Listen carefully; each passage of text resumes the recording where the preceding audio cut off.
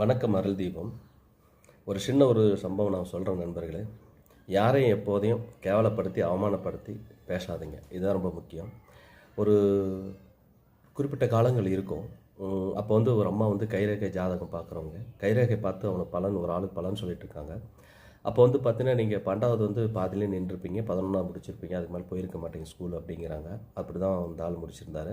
அதுக்கப்புறம் ஜாதகத்தில் நிறைய சொல்லிட்டு வரும்போது, நீங்கள் ஒரு பொண்ணை விரும்புகிறீங்க, அந்த பொண்ணை கல்யாணம் பண்ணிக்க முடியாது, நீங்கள் வேறு ஒரு பொண்ணை தான் கல்யாணம் பண்ணிக்கிறீங்கன்னு கைரேகை பார்க்கக்கூடிய ஏழை ஜோதிடர், மிக மிக எளிமையாக ஏழையாக இருக்கக்கூடிய பெண் ஜோதிடர் சொல்லிட்டு இருக்காங்க.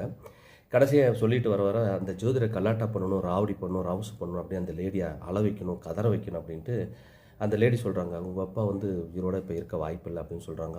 யார் சொன்னார்? என்ன ஜோசின்னு சொல்கிறேன்? எங்கள் அப்பா தான் உயிரோடு இருக்கான், வீட்டில் இருக்கான், கூப்பிட்டு வரேன், என்ன எப்படி சொல்கிற சொல்லி அந்த பொண்ணை அள வச்சு, அந்த அம்மாவை அள வச்சு, கதற வச்சு, கண்ணீர் விட்டு அள வச்சு துரத்து விட்டாங்க.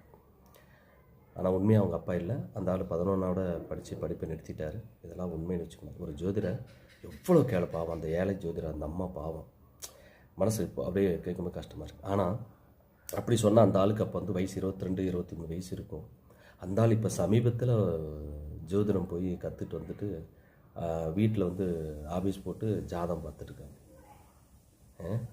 அதே அந்த ஆளை இன்னொருத்தரன் அந்த மாதிரி ஒரு வேதனைப்படுத்திட்டு ஒரு இறந்த ஜாதகத்தை ஏதோ ஒன்று கொடுத்து ஒரு கல்லாட்டா பண்ணிட்டு போனால் எப்படி இருக்கும்?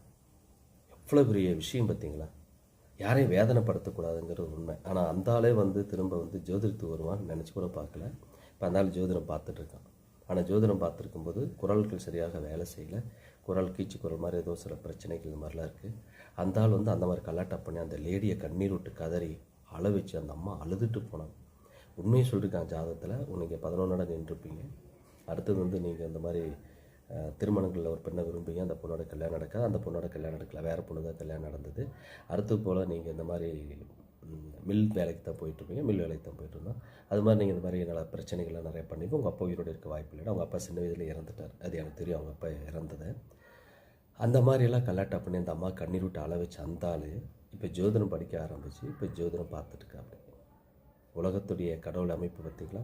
அதனால் யாரை எப்போதும் ஜோதிடத்துக்காக சொல்ல, ஜோதிட துறையில் நான் இருக்கிறனால அதை சொல்கிறேன். எந்த துறையை யாராக இருந்தாலும் யாரை இழிவுபடுத்தி எப்போதும் மனசு கஷ்டப்படுத்தி பண்ணும்போது அதுக்குரிய பலன்களை இந்த பிரபஞ்சம் இருக்குது பார்த்திங்களா, அது கொடுத்துரும். அதுக்காக இந்த ஒரு சின்ன காணொளி, வேறு ஒன்றும் இல்லைங்க. நன்றி, வணக்கம். அருள் தீபம், ஆன்மீக வாஸ்து, ஜோதிடம்.